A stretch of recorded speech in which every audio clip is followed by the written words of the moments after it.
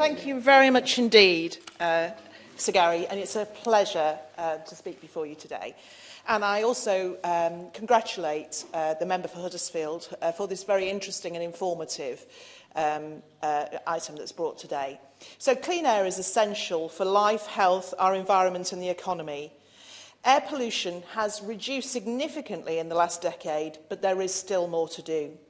We have a clean air strategy which details how the UK will go further and faster than the EU in reducing exposure to particulate matter pollution, and it sets out a goal to halve the number of people living in locations with concentrations of particulate matter above the WHO guidelines. The Environment Bill will also build on this strategy, setting 2 air quality targets by October 22, a target to reduce the annual average level of fine particulate matter, or PM2.5, and a further target to improve air quality. And the whole action is backed up by £3.8 billion to improve air quality. However, the Committee on the Medical Effects of Air Pollutants advises that the focus should be on a long-term average concentration of PM2.5 being the most appropriate to deliver public health benefits. And that brings me to a point which fits in somewhat with the member from Edmonton, because bearing this in mind, I wonder if I could alert you to the number of incinerators which are currently being planned or in the process of being built. I believe 18 along the M1 in one section alone.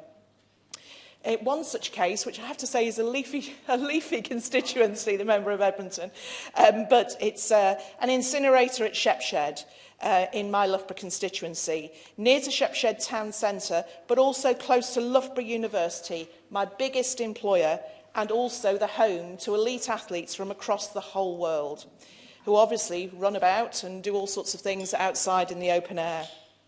There are also 3,000 houses expected to be built literally across the roundabout from the incinerator. What I'd like to talk about particularly is that when I refer to this quite often with local organisations and indeed national organisations, they quite often say to me, well, yes, but the M1 creates quite a lot of pollutants already, and therefore it's very difficult to monitor and understand the impact of that particular incinerator.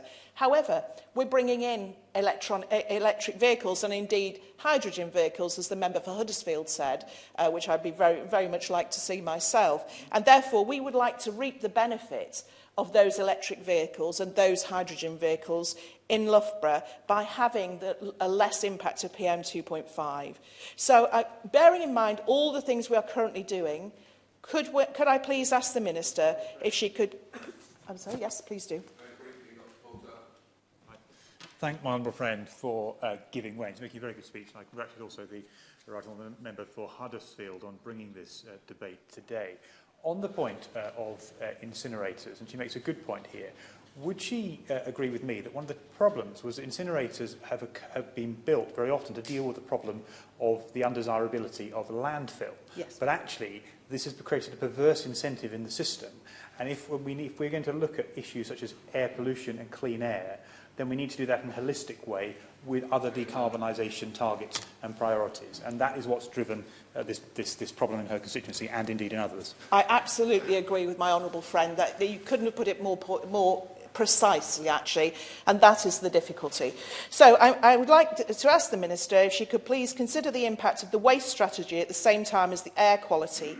Air quality impacts on the future of our country and our constituents. Thank you very much.